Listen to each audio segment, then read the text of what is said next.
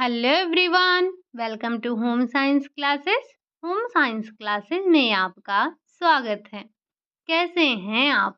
आशा करती हूँ अच्छे होंगे, खुश होंगे, मस्त होंगे और पढ़ाई कर रहे होंगे। आपको पता ही है कि आज है संडे और संडे को हम क्या करते हैं? प्रैक्टिस करते हैं। प्रैक्टिस भी उन्हीं टॉपिक से रिलेटेड होते हैं हमारे, जो हम मंडे टू सैटरडे पढ़ते हैं। तो अभी लास्ट वीक जो हमने पढ़ा वो होम मैनेजमेंट के बारे में पढ़ा, यानी कि जो ब्रांच हमारी स्टार्ट हुई है वो होम मैनेजमेंट की हुई है। तो हमने इसमें 2-3 टॉपिक के बारे में समझा है और इसी से रिलेटेड आज हम क्वेश्चन करने वाले हैं। लेकिन उससे पहले आप सभी को पता होना चाहिए कि ये जो आपका अपना चैनल होम साइंस क्लासेस है, जहाँ पर हम होम साइंस की तैयारी करते हैं, ये आज आपका परिवार 2K को कंप्लीट कर चुका है। तो इसके लिए आप सभी को तहे दिल से धन्यवाद और आप सभी को बधाई, क्योंकि आप सभी इस बधाई के पात्र हैं। आप सभी से मिलकर ये परिवार पूरा होता है। तो आज ही हमने कंप्लीट किया है। इसके लिए आप सभी को फिर से एक बार दिल से धन्यवाद करते हैं और अपनी क्लास की तरफ चलते हैं। आज का आपका जो क्वेश्चन का सीरीज है, वही हमने 50 क्वेश्चन रखे हैं जो हम हमेशा रखते हैं। पेन और नोटबुक आप लेकर बैठेंगे। कुछ भी नया लगे तो उसे नोट डाउन करते हुए चलिएगा। चलिए बढ़ते हैं हम आज के अपने पहले क्वेश्चन की तरफ। पहला क्वेश्चन है आपका, कम से कम साधनों का उपयोग करके हमें अधिकतम लक्ष्यों की पूर्ति करने की विधि का अध्ययन है। यानी कि जब आप कम से कम साधनों का उपयोग करके अपने अधिकतम लक्ष्यों की पूर्ति करते हैं, तो ये अध्ययन आपका क्या कहलाता है? मकान आयोजन कहलाता है, गृह व्यवस्था कहलाता है, नक्शा निर्माण कहलाता है या फिर लॉटरी पद्धति कहलाती है। तो हमें बकायदे पता है कि जो हम अपने कम से कम संसाधनों का उपयोग करके अधिकतम से अधिकतम लक्ष्यों की प्राप्ति करते हैं, वो हमारा गृह व्यवस्था होता है। क्या होता है? वो हमारा गृह व्यवस्था होता है। अगला क्वेश्चन है आपका, क्वेश्चन नंबर सेकंड है, गृह व्यवस्था की तुलना बांध से किसके द्वारा की गई है? आपको पता होगा जब आपने होम मैनेजमेंट की सेकंड क्लास ली थी, तो उसमें हमने कई परिभाषाओं का ज़िक्र किया था। वहीं पर हमने आपको कुछ शॉर्ट फॉर्म याद रखने के लिए बोला था, जैसे कि कुछ हमारे जो भी वैज्ञानिक हैं या जो कह सकते हैं जो होम मैनेजमेंट में जिनका नाम हमें सुनने को मिलता है, उनके द्वारा होम मैनेजमेंट की तुलना की गई है। जैसे किसी ने बाँध से की है, तो किसी ने संस्कृति की जड़ माना है, किसी ने निर्णयों की श्रृंखला कहा है।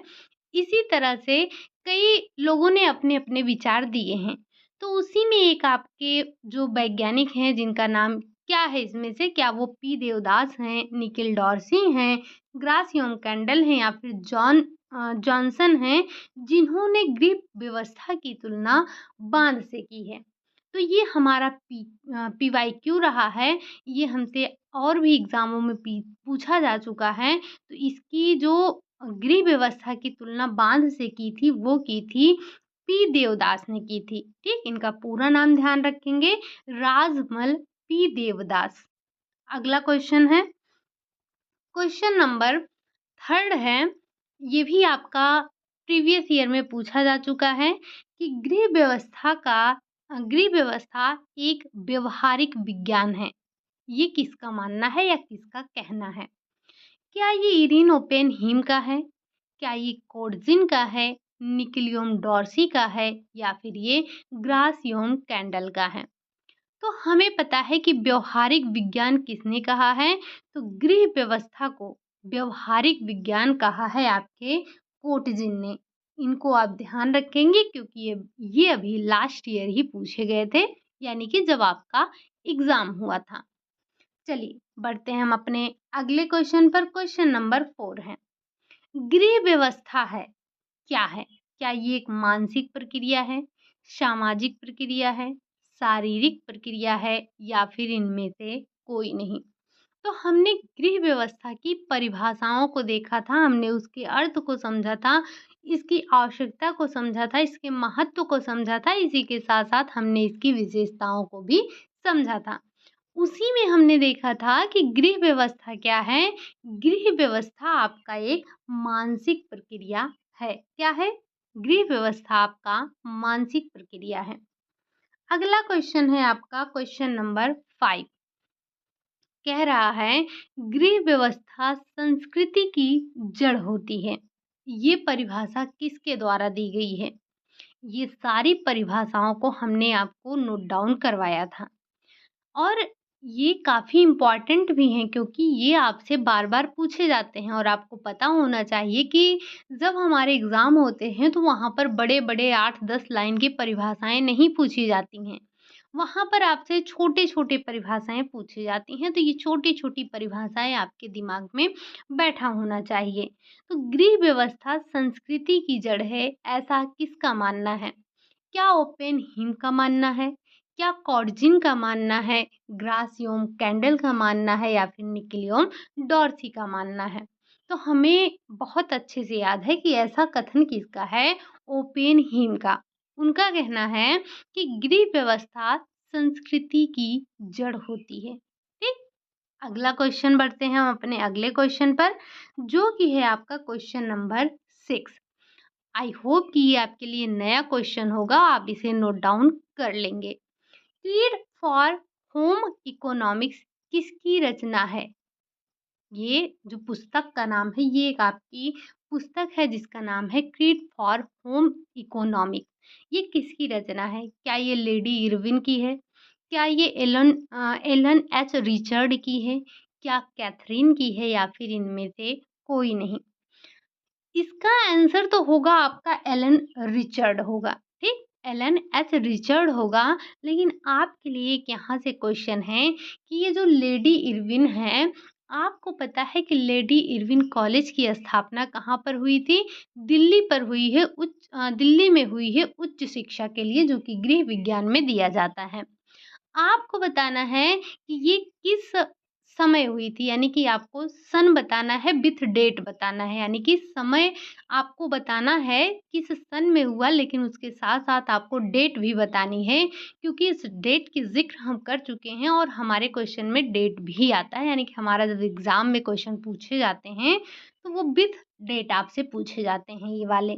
तो आप एक बार थोड़ा-सा कष्ट करेंगे और आप मुझे बताएँगे कि जो लेडी इरविन कॉलेज की स्थापना दिल्ली में की गई थी, वो कब की गई थी? ठीक?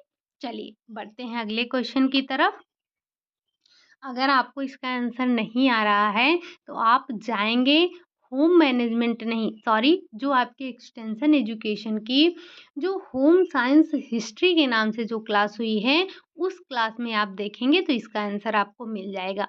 और एक ज़रूरी बात, ये आज से मैंने 2-3 दिन पहले ही कम्युनिटी पर एक क्वेश्चन डाला था। एक्चुअली उसमें जूट एक ऑप्शन था। मैंने आपको क्वेश्चन दिया था कि इसमें से विषम को छाँटना है। यानी कि 3 ऐसे होंगे जो आपस में मेल खाते होंगे और एक ऐसा होगा जो कि मेल नहीं खाएगा। तो उसमें आपके जूट था और लिनन था, एक आपका कमल था। और तीसरा जो ऑप्शन था आपका यानी कि चौथा जो था, शायद उसमें हमने रेशम दिया था या ऊन दिया था। एक्चुअली मुझे क्वेश्चन याद नहीं है और मैं देखना भी भूल गई। तो शायद ही रेशम था, ठीक?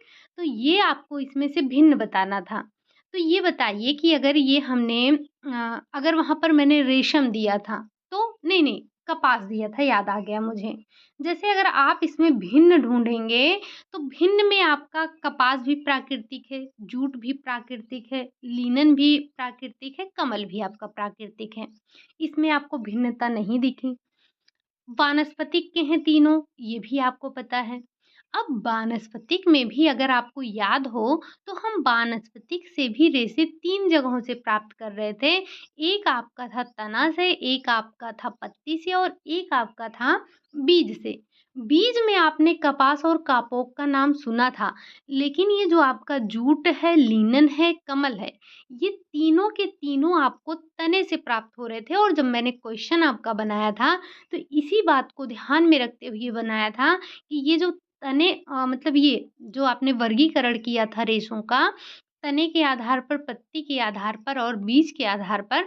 तो इसी के हिसाब से मैंने वर्गीकरण करके वहाँ पर क्वेश्चन लगाया था। तो जूट, लिनन और कमल ये तीनों आपके तने से हो गए, हमें तने से प्राप्त होते हैं। वहीं आपका कपास जो है ये हमें बीज से प्राप्त होता है। तो ये हमने डिफरेंट में रखा था, सबसे विषम था, यह अलग था। ये तो ठीक है, जिसको नहीं समझ में आया, क्योंकि वहाँ पर जैसे 2 लोगों का कमेंट भी आया था कि उनको नहीं समझ में आया किस तरह से ये डिफरेंट है।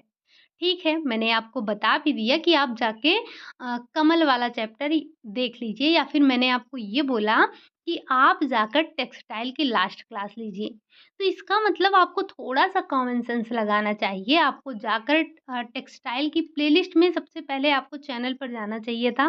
प्लेलिस्ट में आप खोजते टेक्सटाइल वाला जो फ़ोल्डर बना था और उसमें लास्ट क्लास देखेंगे, तो यहाँ पर आपने ज़िक्र किया है कमल का, तो ज़ाहिर-सी बात है कि जो मैंने थंबनेल बनाया है, थंबनेल मैंने ऐसा बनाया है कि आपको परेशान होने की आवश्यकता नहीं है। जो भी टॉपिक आपको नहीं समझ में आ रहा है, आप उस ब्रांच के फ़ोल्डर में जाएँगे। जैसे आपको ये कमल नहीं समझ में आ रहा है और हमने आपको बताया कि ये टेक्सटाइल का है।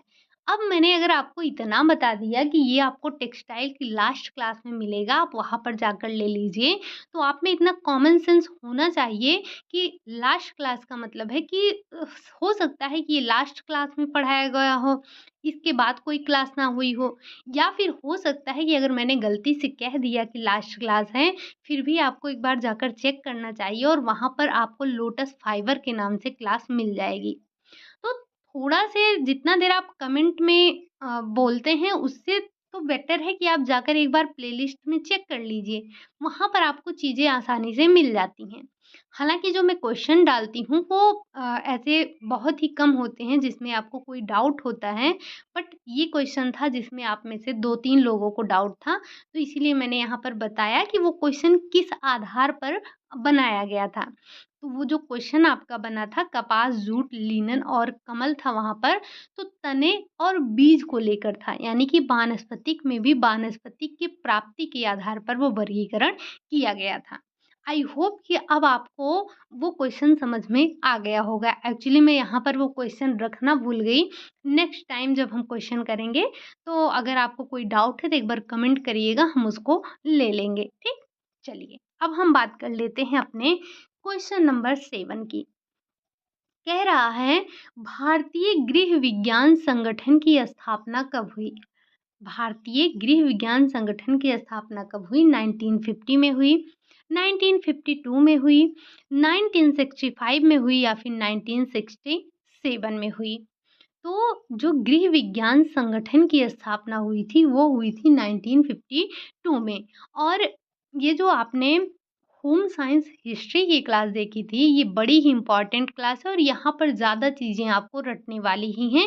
कहने का मतलब आपको यहाँ से जैसे डेट वगैरह हाँ हैं यहाँ पर, तो आपको उन्हें याद करना पड़ेगा। ठीक? चलिए, अब बढ़ते हैं हम अपने अगले क्वेश्चन नंबर 8। बताना है आपको गृह व्यवस्था सभी देशों में पाई जाती है। ये एक प्रकार से आपका कथन है कि और ये इसकी आप विशेषता मानकर चलिएगा कि ये विशेषता है, क्योंकि आपको पता है कि परिभाषाओं के आधार पर ही हम विशेषताओं का ज़िक्र करते हैं। तो गृह व्यवस्था सभी देशों में पाई जाती है। यह सर्वव्यापक, सर्वव्यापी व्यवसाय है जिसमें अधिकांश व्यक्ति संलग्न रहते हैं।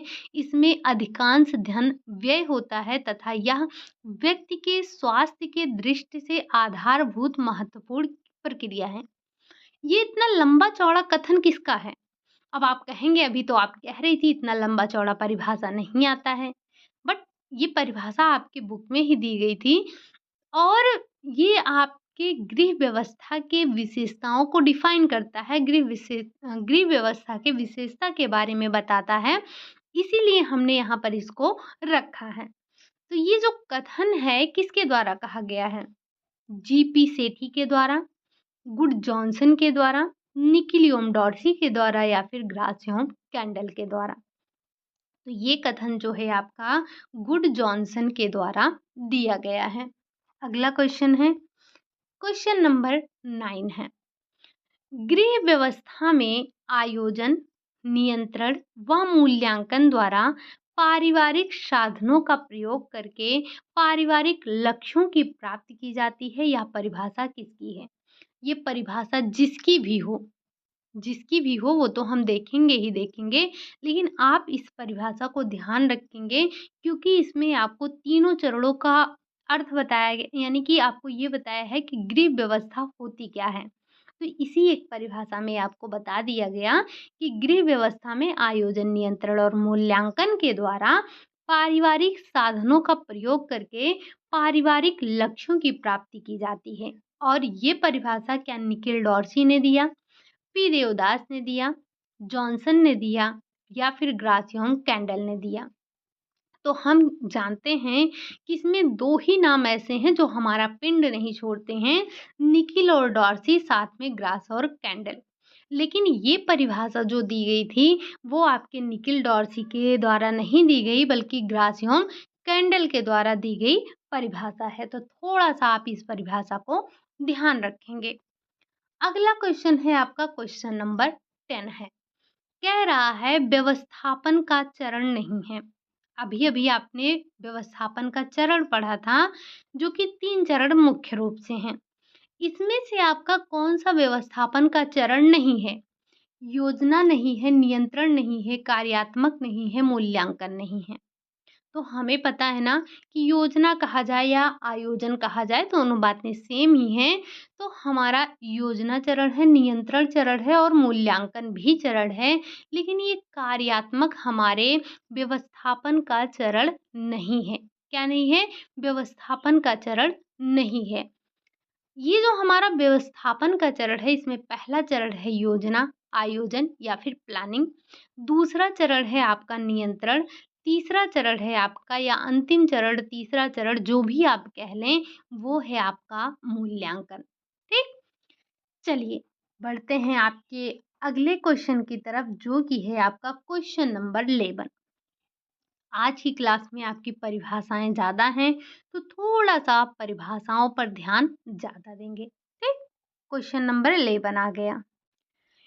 एक वांछित लक्ष्य तक पहुंचने के लिए विभिन्न संभावित कार्यों के संबंध में सोचना, कल्पना में प्रत्येक योजना की समाप्ति तक अनुगमन करना, व्यापक योजना का चयन करना योजना है। ये परिभाषा जो दी गई है, किसके द्वारा दी गई है? डॉनल के द्वारा, एलन के द्वारा, निकिल डॉर्सी के द्वारा, ग्रासियम कैंडल के द्वारा। अब फिर से यही 2 हमारे फँस रहे हैं। ये जो परिभाषा दी है, वो आपके ग्रासियम कैंडल के द्वारा ही दी गई है। इन्होंने बहुत परिभाषाएँ दे दी थी, पता नहीं कितनी परिभाषाएँ इनको आ रही थी। आगे बढ़ते हैं। क्वेश्चन नंबर 12 है, नियंत्रण की अवस्था नहीं है, प्रोत्साहन नहीं है, जाँच नहीं है, समायोजन नहीं है और आपका कार्य क्षमता नहीं है।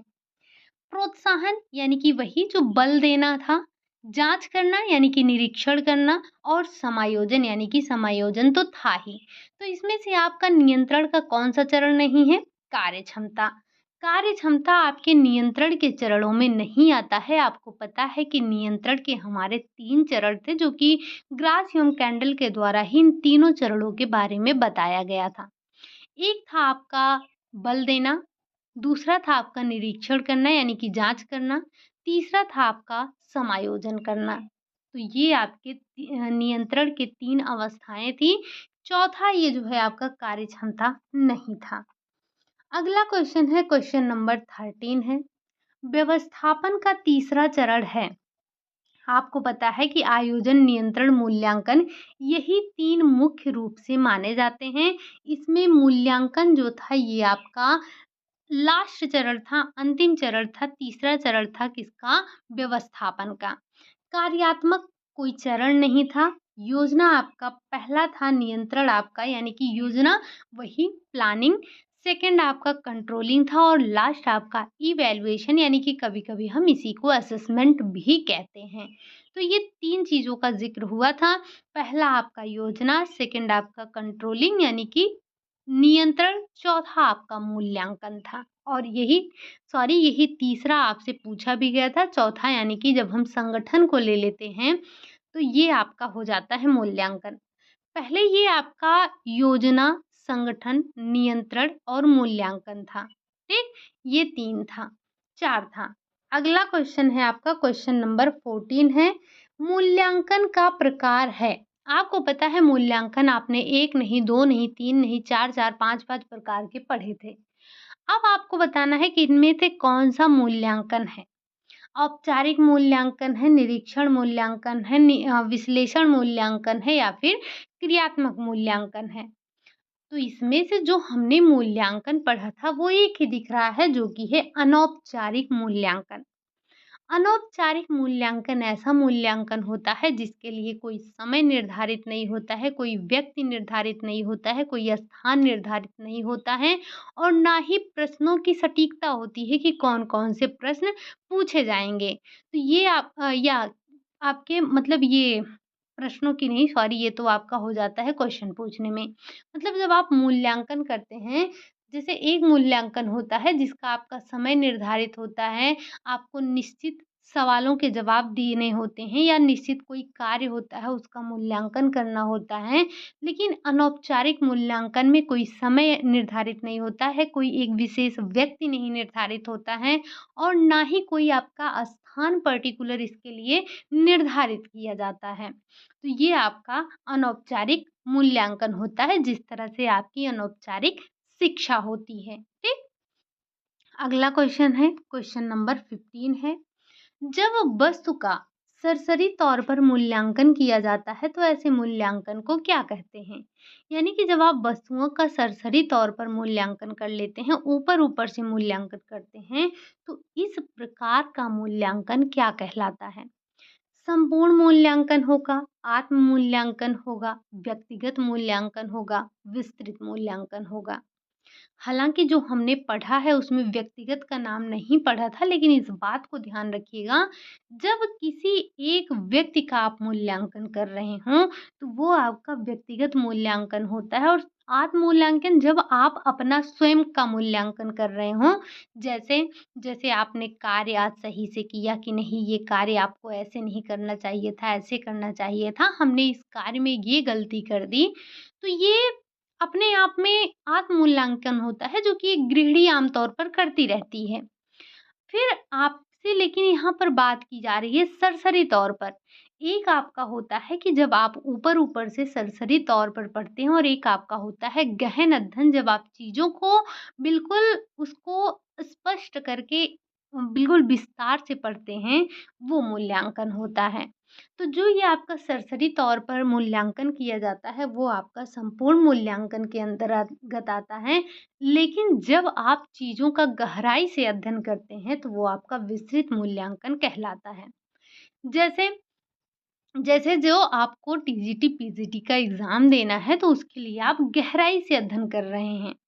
या हम मानते हैं कि जब हम न्यूज़पेपर देखते हैं, तो हम गहराई से अध्ययन नहीं करते हैं। तब हम सरसरी तौर पर क्या करते हैं, देख लेते हैं हेडिंग हेडलाइन्स क्या हैं। लेकिन अगर उसी हेडलाइन में हमें किसी चीज़ के बारे में विशिष्ट जानकारी लेनी है, तो उसके लिए हमें गहराई से अध्ययन करना पड़ता है, यानी कि हमें विस्तृत मूल्यांकन करना पड़ता है, ठीक? तो यहाँ पर आपका राइट आंसर हो जाएगा संपूर्ण मूल्यांकन। अगला क्वेश्चन है, क्वेश्चन नंबर 16, कह रहा है, जब योजना का गहराई से अध्ययन किया जाता है, अभी-अभी हमने क्या चर्चा किया कि जब हम चीज़ों का गहनता से अध्ययन करते हैं, हम गहराई में जाकर चीज़ों को देखते हैं, तो वो आपका विस्तृत मूल्यांकन के अंतर्गत आता है, ठीक?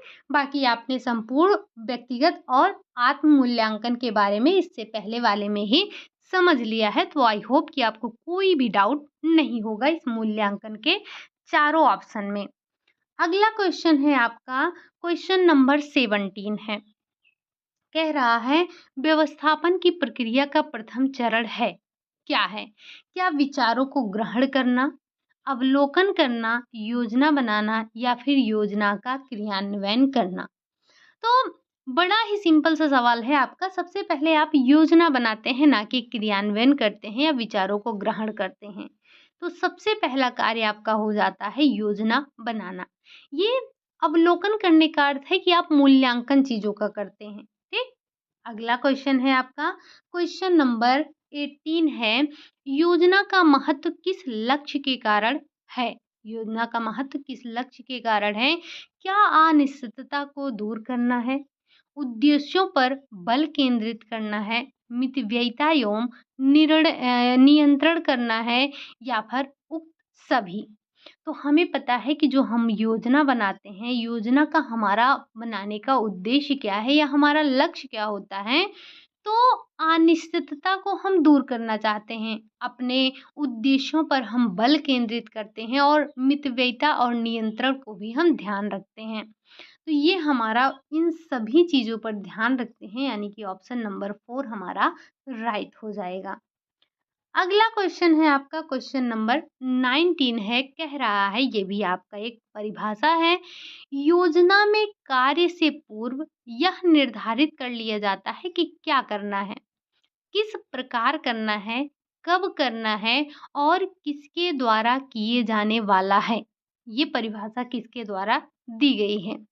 ये है आपका कुंटस योम ओडेनेल का है, निकिल डॉर्सी का है, ग्रास किंडल का है, जीपी सैरी का है। तो ये जो परिभाषा दी थी, वो आपके यहाँ पर हम ग्रास कैंडल को नहीं देखेंगे, निकिल डॉर्सी को नहीं देखेंगे, ये देखेंगे परिभाषा जो दी गई थी, ये कुंट्ज़योम आपके ओडेनेल के द्वारा दी गई थी और इन्होंने योजना को बहुत ही बेहतरीन ढंग से समझाने की कोशिश की है, या हम कह सकते हैं इन्होंने बहुत ही अच्छी तरह से योजना को परिभाषित किया है। इन्होंने कहा कि योजना में कार्य से पूर्व, हम कार्य करने से पहले ही तो योजना बनाते हैं, तो कार्य करने से पूर्व योजना मतलब यह निर्धारित कर लिया जाता है कि क्या करना है, किस प्रकार करना है, कब करना है, किसके द्वारा करना है, साथ में आप जोड़ सकते हैं कि कहाँ पर करना है, इस बात को भी आप यहाँ पर ऐड कर सकते हैं, तो यही आपका योजना कहलाती है, ठीक? ये इन्होंने योजना को बहुत ही सटीक ढंग से परिभाषित किया है। बढ़ते हम अपने अगले क्वेश्चन पर, क्वेश्चन नंबर 20 है, कह रहा है, ग्रासियम कैंडल के अनुसार नियंत्रण की अग्रिम व्यवस्था क्या है? नियंत्रण की अग्रिम यानी कि नियंत्रण के पहले की व्यवस्था क्या है? क्या समायोजन है, क्या निरीक्षण है, बल देना है या फिर समन्वय है? तो अगर हम देखें कि नियंत्रण की जो अग्रिम व्यवस्था है, वो आपका क्या होता है? वो आपका समायोजन करना होता है, ठीक? क्या होता है वो आपका? वो आपका समायोजन करना होता है। अगला क्वेश्चन है आपका, क्वेश्चन नंबर 21 है, मूल्यांकन वह तकनीक है, मूल्यांकन आपका ऐसी तकनीक है या वह तकनीकी है जो किसी व्यक्ति को अपने पास उपलब्ध साधनों के परिणाम से अधिकतम संतोष प्राप्त करने में सहायता देती है या कहलाता है, यानी कि यह किसका कथन होता है? क्या ओपेनहीम का है, ग्रासियम कैंडल का है, निकिल डॉर्सी का है या फिर इनमें से कोई नहीं? तो ये जो मूल्यांकन की परिभाषा दी गई है, ये दी गई है ग्रासियम कैंडल के द्वारा। इन्होंने कहा कि मूल्यांकन वह तकनीकी है जो किसी व्यक्ति को अपने पास उपलब्ध साधनों के परिणाम से अधिकतम संतोष प्राप्त करने की सहायता होती है, अधिकतम संतोष प्राप्त करने में सहायक होती है, ठीक? बढ़ते हैं हम अपने अगले क्वेश्चन पर, क्वेश्चन नंबर 22 है। आज की जो आपकी क्लास है इसमें परिभाषाएँ ज़्यादा हैं, क्योंकि आप सभी को पता है कि जो हमारे स्टार्टिंग के टॉपिक्स हैं उनमें परिभाषाएँ बहुत हैं, ठीक? तो कुछ ही परिभाषाओं को लिया गया है, बाकी आप बुक में देखेंगे तो काफ़ी परिभाषाएँ हैं। क्वेश्चन नंबर 22 कह रहा है, यह योजना जहाँ तक संभव है उतना आगे देखते हैं तथा इच्छित अंतिम परिणाम का चित्र निर्मित करती है, कौन सी योजना कहलाती है? आपने योजना 2 प्रकार की पढ़ी थी, एक अल्पकालीन योजना, एक आपकी दीर्घकालीन योजना। तो ऐसी कौन-सी योजना है जो आपके आगे तक सोचती है? क्या ये दीर्घकालीन योजना है, अल्पकालीन योजना है या फिर दोनों है या इनमें से कोई नहीं? अगर हम बात कर रहे हैं कि जो लंबे दूरी तक देखता है, जो अंतिम परिणाम को चित्रित करता है, वो आपका दीर्घकालिक योजना है। क्या है वो आपका दीर्घकालिक योजना कहलाता है। वहीं अगर हम क्वेश्चन नंबर 23 की बात करें तो यहाँ पर कहा जा रहा है कि कौन सी योजना यह निर्धारित करती है कि भविष्य की तत्काल व्यवस्था हेतु क्या करना है। मतलब जो आपको तुरंत की योजना के लिए आपको कह रहा है। क्या ये अल्पकालीन योजना है, दीर्घकालीन योजना है, उपरोक्त दोनों है या फिर इनमें से कोई नहीं। तो जो आपके भविष्य की तत्काल व्यवस्था के लिए योजना की जाती है वो आपकी अल्पकालिक योजना के नाम से जानी जाती है। अगला क्वेश्चन है आपका क्वेश्चन नंबर 24। व्यवस्थापन प्रक्रिया को गृह व्यवस्था का क्रियाशील यंत्र कहा जा सकता है, यह किसका कथन है। और ये हमने बार बार आपको बताया था कि ये आपका पिंड नहीं छोड़ने वाले हैं और यहाँ पर एक नाम ही दिया गया है, तो आप आसानी से बता सकते हैं कि जो गृह व्यवस्था यानी कि व्यवस्थापन प्रक्रिया को गृह व्यवस्था का क्रियाशील यंत्र माना था, वो माना था आपके ग्रासियों कैंडल ने माना था। ठीक, और ये आपने जो वो तुलनात्मक अध्ययन किया था वहाँ पर इस नाम को आपने सुना था और ये लाइन भी आपने लिख रखी है। बढ़ते हैं हम अपने अगले क्वेश्चन नंबर 25 जो कि कह रहा है प्रबंधन प्रक्रिया को क्रियाओं का चक्र किसने कहा है।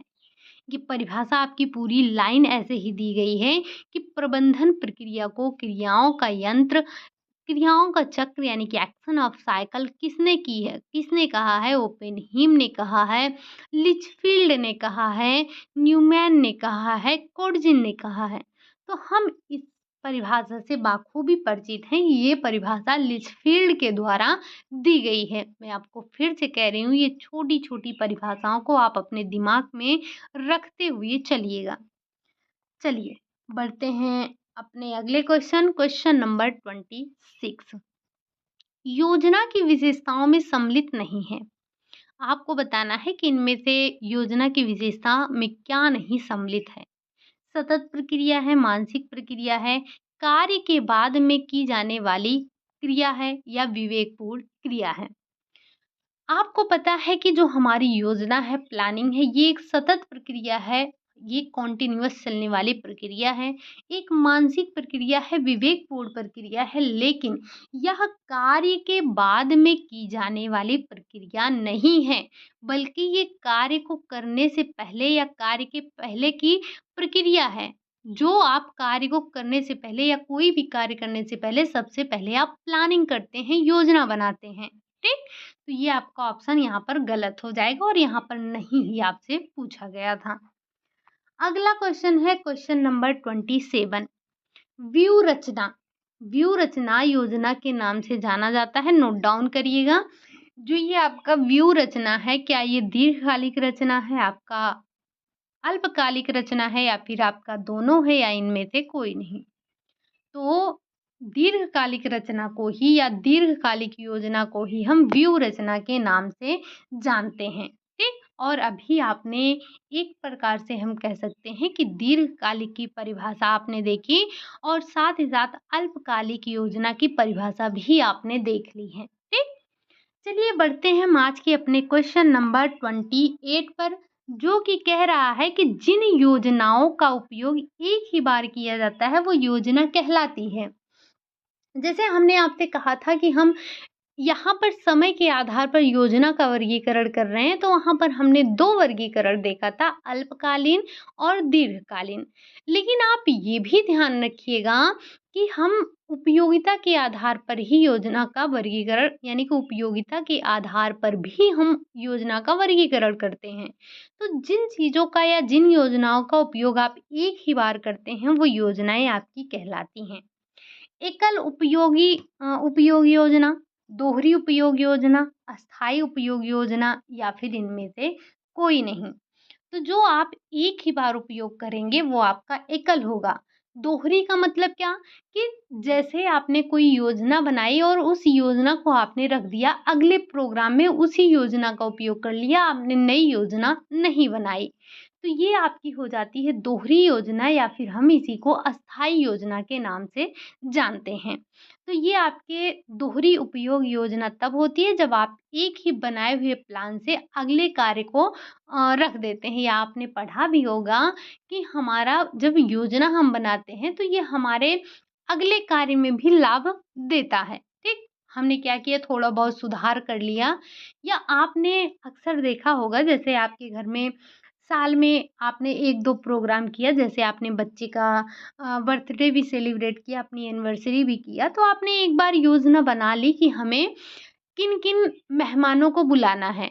तो आप वो लिस्ट रखे रहते हैं, जब अगली बार आपके यहाँ प्रोग्राम होता है तो उस लिस्ट का उपयोग आप कर लेते हैं। हो सकता है कि 1-2 रिश्तेदार आपके बढ़ जाएँ, लेकिन वो योजना आपके अगले प्रोग्राम में काम आती है। ठीक? चलिए बढ़ते हैं अगले क्वेश्चन की तरफ। क्वेश्चन नंबर 29 है, संगठन का उद्देश्य है। क्या है? क्या लक्ष्यों की प्राप्ति में सहयोग करना, मितव्ययिता को बढ़ावा देना, मानवीय साधन को प्राप्त करना, या फिर उपरोक्त सभी? तो अभी हमने हाल फिलहाल में देखा था, संगठन के उद्देश्यों के बारे में ज़िक्र किया था, तो ये सारे के सारे हमारे संगठन के उद्देश्य होते हैं कि हम लक्ष्यों की प्राप्ति में सहयोग करें, मितव्ययिता को बढ़ावा दें और मानव संसाधनों को भी प्राप्त करें। तो यहाँ पर ऑप्शन नंबर 4 आपका राइट हो जाएगा। अगला क्वेश्चन है, क्वेश्चन नंबर 30 है, श्रम का विभाजन किया जाता है। श्रम का विभाजन किस चरण में करते हैं? क्या आप योजना के चरण में करते हैं, संगठन के चरण में करते हैं, मूल्यांकन के चरण में करते हैं, या फिर इनमें से कोई नहीं? तो जो आप श्रम का विभाजन करते हैं, कहने का मतलब लोगों को उनके कार्यों को सौंप देते हैं, विभाजित कर देते हैं कि फला व्यक्ति फला कार्य करेगा और फला व्यक्ति फला कार्य करेगा। तो ये आपका संगठन के चरण में किया जाता है। ये जो है आपका मूल्यांकन के नहीं, आयोजन के नहीं, बल्कि संगठन के चरण में श्रमों का या श्रम का विभाजन कर दिया जाता है कि आपको कौन-सा कार्य करना है, कौन गेस्ट देखेगा, कौन खाना-पीने की तैयारी देखेगा, कौन डेकोरेशन का काम देखेगा। तो सबके अपने अलग-अलग कार्यों को विभाजित कर दिया जाता है इसी स्तर पर। ठीक? चलिए बढ़ते हैं क्वेश्चन नंबर 31 की तरफ। 31 नंबर का क्वेश्चन कह रहा है कि एक आदर्श संगठन के लक्षणों में शामिल नहीं है। क्या है जो संगठन का लक्षण नहीं है? संतुष्टि का विकास, निम्न मनोबल, उद्देश्यों की प्राप्ति, या मानव शक्ति का अधिकतम उपयोग। तो हमें पता है कि इसमें नेगेटिव पॉइंट हमें एक ही दिख रहा है, जो कि है निम्न मनोबल। ये निम्न मनोबल किसी के लिए भी अच्छा नहीं है। क्या है? निम्न मनोबल सही नहीं है। तो ये आपके आदर्श संगठन के लक्षण में शामिल नहीं होगा। अगला क्वेश्चन है आपका, क्वेश्चन नंबर 32 है, कह रहा है नियंत्रण की प्रथम अवस्था है। नियंत्रण की प्रथम अवस्था क्या है? बल देना, निरीक्षण करना, समायोजन करना, या फिर इनमें से कोई नहीं? तो ये हम कई दिनों से पढ़ रहे हैं, ये हमें बहुत अच्छे से पता है कि नियंत्रण का प्रथम अवस्था जो है वो बल देना है, जिसे हम प्रोत्साहन भी कहते हैं। अगला क्वेश्चन है आपका, क्वेश्चन नंबर 33 है, योजना के क्रियान्वयन के नियंत्रण की दूसरी अवस्था है। योजना के क्रियान्वयन के नियंत्रण की दूसरी अवस्था क्या है? बल देना है, निरीक्षण करना, समायोजन करना, या फिर मूल्यांकन करना। तो हमें पता है कि पहला बल देना था, दूसरा हमारा निरीक्षण करना है, तीसरा हमारा समायोजन था। ठीक? अगला क्वेश्चन है आपका, क्वेश्चन नंबर 34, लक्ष्य का प्रकार नहीं है। आपको पता है कि जो हमारे गोल हैं वो 3 प्रकार के थे, दीर्घकालिक लक्ष्य, अल्पकालिक लक्ष्य और मध्य अंत लक्ष्य। ये सार्वभौमिक कोई लक्ष्य नहीं था। हमने सिर्फ 3 प्रकार के लक्ष्यों का ज़िक्र किया था, दीर्घकालीन जो हमारे बड़े लक्ष्य होते हैं, अल्पकालिक लक्ष्य जो हमारे छोटे-छोटे गोल होते हैं, जिनको हम अपने बड़े गोल को प्राप्त करने के लिए बनाते हैं, और मध्य अंत लक्ष्य ऐसे लक्ष्य होते हैं जो कि हमारे गोल में जैसे कि हम क्या कहते हैं इनको, जैसे हमें अपने छोटे गोलों को प्राप्त करने के लिए जब हम किसी चीज़ का सहारा ले लेते हैं, तो वही हमारे मध्य अंत लक्ष्य के अंतर्गत आ जाते हैं। अगला क्वेश्चन है आपका, क्वेश्चन नंबर 35, कह रहा है लक्ष्यों की विशेषता नहीं है या इनमें से कौन सा लक्ष्य की विशेषता नहीं है। सामूहिक लक्ष्य अधिक महत्वपूर्ण होते हैं। सामूहिक लक्ष्य द्वारा एक सामूहिक विशेष के रूप में, एक समूह विशेष के रूप में विशेष के संबंधों का विकास होता है। विभिन्नताओं को मानना या फिर विकासोन्मुख। तो लक्ष्य की विशेषताओं में ये आपका विकासोन्मुख नहीं आएगा। इस पॉइंट को थोड़ा-सा आप ध्यान रखेंगे। अगला क्वेश्चन है, क्वेश्चन नंबर 36 है, मूल्य की विशेषता नहीं है। आपको बताना है, आपने कल ही अभी नहीं परसों पढ़ा था मूल्य यानी कि वैल्यू, गोल और स्टैंडर्ड्स। तो मूल्य की विशेषता क्या नहीं है? ऐच्छिक नहीं है, संतुष्टिदायक नहीं है या फिर आपस में संबंधित नहीं है या मापन संभव नहीं है। आपको पता है कि हमें पता है, मतलब हम जानते हैं कि मूल्य की विशेषताओं में मूल्य ऐच्छिक होते हैं, मूल्य संतुष्टिदायक होते हैं, मूल्य आपस में संबंधित होते हैं, लेकिन मूल्य का मापन संभव नहीं है, ये गलत है। आप मूल्य का मापन संभव है। ठीक। अगला क्वेश्चन है आपका क्वेश्चन नंबर 37। हाँ, लेकिन सटीक मूल्य का मूल्यांकन नहीं संभव है, तो हमें अपने इस पॉइंट को ध्यान रखना है कि मूल्य संभव हैं। पार्कर के अनुसार मानव आचरण को नियंत्रित करने वाला मूल्य नहीं है। इनमें से कौन सा है जो मानव के आचरण को मतलब मानव के आचरण को नहीं नियंत्रित करता है? धर्म है, खेल है, महत्वाकांक्षा है या फिर कार्य क्षमता है? तो मानव के आचरण को नियंत्रित करने वाला मूल्य आपका कार्य क्षमता नहीं है। ध्यान रखेंगे इस बात को। अगला क्वेश्चन है आपका क्वेश्चन नंबर 38। मूल्य शब्द है। मूल्य शब्द कैसा है? अनिश्चित है, आत्मगत है, दोनों है, इनमें से कोई नहीं। तो जब हमने मूल्य पढ़ा था तो पहली लाइन ही यही पढ़ी थी कि मूल्य हमारे अनिश्चित और आत्मगत होते हैं। तो यहाँ पर उपरोक्त दोनों आपका राइट आंसर हो जाएगा। अगला क्वेश्चन है आपका क्वेश्चन नंबर 39 है। कह रहा है अस्पष्ट परिभाषित मूल्यों के अभ्यास में प्रभावशाली व्यवहार अथवा निर्माण है क्या? संभव है, असंभव है, मिश्रित है या फिर अमिश्रित है? तो अगर हम बात कर रहे हैं कि स्पष्ट परिभाषित मूल्यों के अभाव में प्रभावशाली व्यवहार या निर्माण क्या है? असंभव है। क्या है? असंभव है। अगला क्वेश्चन है क्वेश्चन नंबर 40 है। अब हम आ चुके हैं अपने 40 नंबर के क्वेश्चन पर, जो कि आपसे कह रहा है साधनात्मक मूल्यों को कभी-कभी कहा जाता है। यानी कि जो आपके साधनात्मक मूल्य हैं, हम इनको कभी-कभी क्या कहते हैं? क्या ये कभी-कभी लक्ष्य मूल्य कहलाते हैं? कभी आपके आंतरिक मूल्य कहलाते हैं, तथ्यात्मक मूल्य कहलाते हैं या फिर आदर्शात्मक मूल्य कहलाते हैं। हालाँकि जो आपने कल की क्लास देखी थी उनमें इन सारे मूल्यों का ज़िक्र हमने किया था, यानी कि मूल्यों के वर्गीकरण में, और वो भी प्रभुत्व के आधार पर जब हमने वर्गीकरण देखा था, तो वहाँ पर इन सभी के बारे में पढ़ा था और ये लाइन भी बहुत अच्छे से पढ़ी थी कि साधनात्मक मूल्य को कभी-कभी कहते हैं क्या? गोल वैल्यू के नाम से जानते हैं, लक्ष्य मूल्य के नाम से जानते हैं। ठीक? इस पॉइंट को ध्यान रखिएगा। अगला क्वेश्चन है आपका क्वेश्चन नंबर 41 है। कह रहा है आराम, स्वास्थ्य, महत्वाकांक्षा, प्रेम, ज्ञान, खेल, कला एवं धर्म ये कैसे मूल्य हैं? क्या ये आंतरिक मूल्य हैं, साधनात्मक मूल्य हैं, आदर्शात्मक मूल्य हैं या फिर आंतरिक और साधनात्मक दोनों मूल्य हैं? सबसे पहले ये जो वर्गीकरण किया गया आराम, स्वास्थ्य, महत्वाकांक्षा, प्रेम, ज्ञान, खेल, कला, धर्म, इन मूल्यों का वर्गीकरण किया किसके द्वारा गया था? तो ये किया गया था पार्कर के द्वारा वर्गीकरण किया गया था। इसके ये जो हमारे आराम, स्वास्थ्य, खेल, मनोरंजन ये सारी चीज़ें हैं, ये आपके आंतरिक और साधनात्मक मूल्यों के अंतर्गत आते हैं। किसमें आते हैं? आंतरिक साधनात्मक मूल्यों के अंतर्गत आते हैं। अगला क्वेश्चन है आपका, ये चौथा वाला यहाँ पर सही होगा आपका। अगला क्वेश्चन है आपका क्वेश्चन नंबर 42। कह रहा है कि सामान्य अर्थों में लक्ष्य वह अंतिम बिंदु होता है जहाँ तक व्यक्ति या परिवारों द्वारा कार्य करने की इच्छा रखी जाती है। ये परिभाषा है किसके द्वारा दी गई है? क्या जीपी सैरी का है ये, निकिल डॉर्सी का है, सुखिया का है या फिर ग्रासियोम कैंडल का है? तो ये जो परिभाषा दी गई है, बस आप इतना ध्यान रखिएगा कि निकिल और डॉर्सी के द्वारा दी गई है।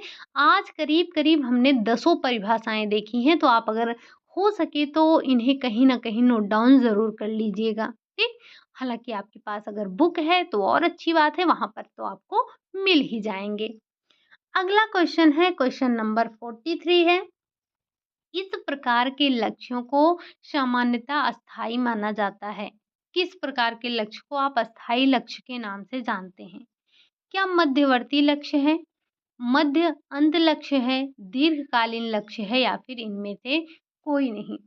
तो थोड़ा-सा यहाँ आप ध्यान देंगे, जो ये मध्यवर्ती है इसका मतलब होता है जो अल्पकालीन लक्ष्य है उसी को हम मध्यवर्ती लक्ष्य के नाम से जानते हैं। चाहे आप मध्यवर्ती लक्ष्य कहें या फिर अल्पकालीन लक्ष्य कहें, दोनों बातें एक ही हैं।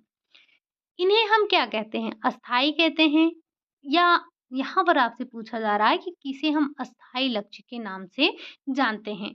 तो आप ध्यान रखेंगे कि जो हमारे ये दीर्घकालीन लक्ष्य हैं, यानी कि जो हमारे लॉन्ग टर्म गोल हैं, इन्हीं को हम अस्थायी लक्ष्य के नाम से जानते हैं। जैसे आपने शादी विवाह के लिए या उच्च शिक्षा के लिए कोई निर्णय लिया, कोई योजना बनाई आपने, लक्ष्य रखा आपने, तो क्या ये बार-बार परिवर्तित होते हैं? नहीं, इन्हीं को हम अस्थायी लक्ष्य के नाम से जानते हैं। अगला क्वेश्चन है आपका, क्वेश्चन नंबर 44 है, कह रहा है गृह व्यवस्थापन के निर्धारक तत्वों में केंद्र बिंदु में रखा जाता है। वैसे आप सभी को पता है कि गृह व्यवस्थापन के निर्धारक तत्व में 3 चीज़ों का ज़िक्र होता है, गोल, वैल्यू एंड स्टैंडर्ड्स। आपको बताना है कि इसमें केंद्र में हम किसको रखते हैं? मूल्य को रखते हैं, वैल्यू को यानी कि गोल को रखते हैं, स्तर को रखते हैं या फिर किसी को नहीं।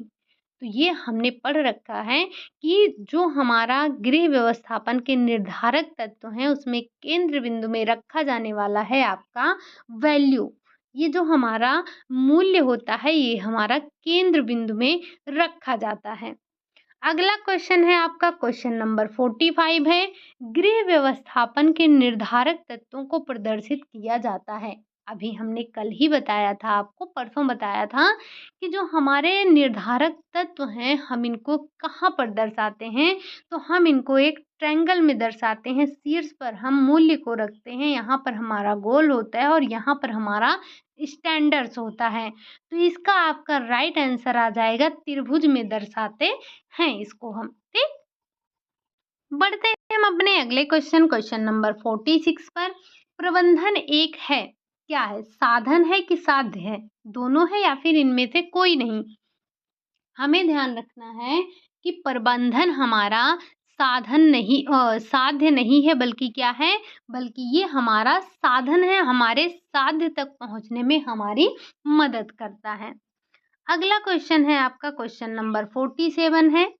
एक प्रबंधक में कौन-कौन से गुण होने चाहिए? अगर कोई प्रबंधक है, उसके अंदर कौन-कौन से गुण होने चाहिए? उसके पास साधनों का ज्ञान हो, समायोजन की क्षमता हो, मानवीय प्रवृत्ति की समझ हो या फिर उपरोक्त सभी।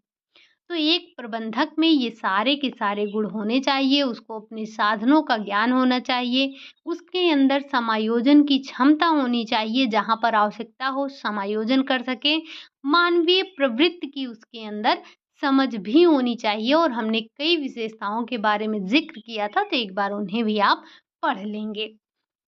अगला क्वेश्चन है आपका, क्वेश्चन नंबर 48 है, आयोजन किया जाता है। ये जो आप योजना बनाते हैं, ये कब के लिए बनाते हैं? वर्तमान के लिए बनाते हैं, भविष्य के लिए बनाते हैं या भूतकाल के लिए बनाते हैं या इनमें से कोई नहीं? हमें पता है कि योजना हमेशा भविष्य काल के लिए बनाया जाता है, भूत और वर्तमान के लिए नहीं बनाए जाते हैं। तो योजना आप कब के लिए बनाते हैं? भविष्य के लिए बनाते हैं। अगला क्वेश्चन है आपका, क्वेश्चन नंबर 49 है, भविष्य में क्या करना है इसे पहले ही तय कर लेना आयोजन कहलाता है। ये कथन किसका है? निकिल डॉर्सी का है, न्यूमैन का है, ओपेनहीम का है या फिर ग्रासियोम कैंडल का है। तो ये भविष्य में हमें क्या करना है इस चीज़ को आप पहले ही तय कर लेते हैं और यही आपकी योजना कहलाती है। तो यही परिभाषा दी है, न्यूमैन ने दी है। ठीक? अगला है आपका और आज का आपका लास्ट क्वेश्चन है कि तत्काल व्यवस्था पर आधारित योजना है। तत्काल व्यवस्था पर आधारित योजना कौन-सी है? व्यूह रचना है, दीर्घकालीन योजना है, चतुरता योजना है या फिर इनमें से कोई नहीं। ये नया शब्द आपको मिला है चतुरता योजना, जो कि हम अल्पकालीन योजना के नाम से जानते हैं या अल्पकालीन योजना को ही हम चतुरता योजना के नाम से जानते हैं।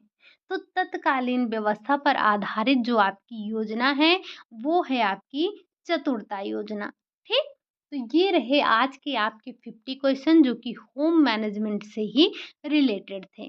ठीक? जो हमने पढ़ा था वहीं से थे। और भी आपके कुछ क्वेश्चन बच रहे हैं तो हम उन्हें किसी दिन और कर लेंगे, क्योंकि यही इतने क्वेश्चन तो हैं नहीं आपके। आपने होम मैनेजमेंट के अर्थ को समझा, आवश्यकता वगैरह समझी, आपने निर्धारक तत्व देखे, आपने प्रबंधन प्रक्रिया देखी। मुख्य तौर पर आपने इन्हीं 3 बिंदुओं को देखा था और यहाँ से हमने 50 क्वेश्चन आज ले लिए हैं। अभी करीब आपके 15-20 क्वेश्चन और बन सकते हैं, बट डोंट वरी, हम आगे किसी दिन और कर लेंगे। ठीक? चलिए फिर आज के लिए यही इतना रखते हैं। एक बार आप सभी को फिर से आपके 2K सब्सक्राइबर पूरे हो चुके हैं, आपकी फैमिली, उसके लिए आप सभी को तहे दिल से धन्यवाद। चलिए फिर आज के लिए यहीं तक रखेंगे। क्लास आपको कैसी लगी? अगर अच्छी लगी हो तो लाइक करिएगा, चैनल पर नए हैं तो सब्सक्राइब करिएगा, कमेंट करिएगा जो क्वेश्चन आपसे पूछे गए हैं और लास्ट में मुझे ये भी बताइएगा कि आपने 50 में से कितने क्वेश्चन सही किए हैं। जो नई चीज़ें मिली आपको, उम्मीद है कि आपने उन्हें नोट डाउन ज़रूर किया होगा। ठीक? चलिए फिर मिलते हैं नेक्स्ट क्लास में। तब तक के लिए आप सभी खुश रहिए, मस्त रहिए, पढ़ाई करते रहिए, रिवीजन करते रहिए। Bye bye, take care.